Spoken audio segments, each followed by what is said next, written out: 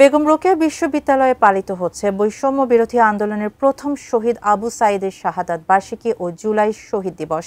বিস্তারিত জানাতে সেখান থেকে সরাসরি যুক্ত হচ্ছেন রংপুর প্রতিনিধি শাহরিয়ার মিম।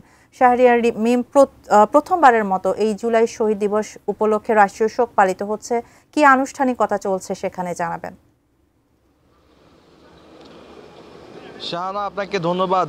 রয়েছি বেগম রোকেয়া বিশ্ববিদ্যালয়ের যে এই মুহূর্তে আমি ফটকের সামনে আপনাকে জানিয়ে রাখি যে এই মুহূর্তে যদি একটু আপনাদেরকে দেখাই যে আজ কিন্তু বেগম রোকেয়া বিশ্ববিদ্যালয়ের সামনে আমরা দেখতে পাচ্ছি যে এখানে কিন্তু অনেক মানুষের কিন্তু আনাগোনা। কেন আজ হচ্ছে শহীদ আবু সাঈদের শাহাদাত বার্ষিকী, প্রথম শাহাদাত বার্ষিকী, এবং সেই সঙ্গে কিন্তু জুলাই শহীদ দিবস।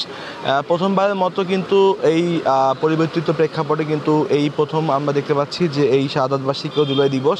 এবং আমরা আজকে এখানে যেটা এসে আমরা দেখতে পাচ্ছি এখানে কিন্তু অনেক আনুষ্ঠানিকতা কিন্তু হাতে নেওয়া হয়েছে বিশ্ববিদ্যালয় প্রশাসনের পক্ষ থেকে, যার মধ্যে কিন্তু অন্যতম রয়েছে এর আগে কিন্তু বেগম রোকেয়া বিশ্ববিদ্যালয়ে যে 16 জুলাই যে শহীদ আবু সাঈদ যে শিয়া বাটার ও ভিটামিন ই সমৃদ্ধ লিলি হালাল বিউটি সোপ, তারুণ্যময় উজ্জ্বল ত্বকের জন্য।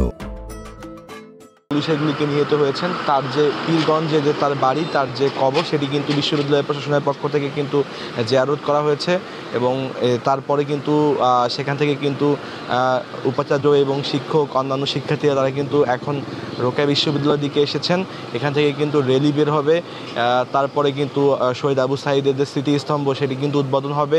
এবং এছাড়াও কিন্তু অন্যান্য যারা শহীদদের পরিবার তাদের সাথে কিন্তু এখানে মতবিনিময় করা হবে। এবং সেই সময় কিন্তু 4 জন উপদেষ্টা রংপুরে এসেছেন, তারা কিন্তু এই বেগম রোকেয়া বিশ্ববিদ্যালয়ে আজকের যে শহীদ দিবসের যে আজকের আয়োজন সেখানে কিন্তু তারা অংশগ্রহণ করবেন।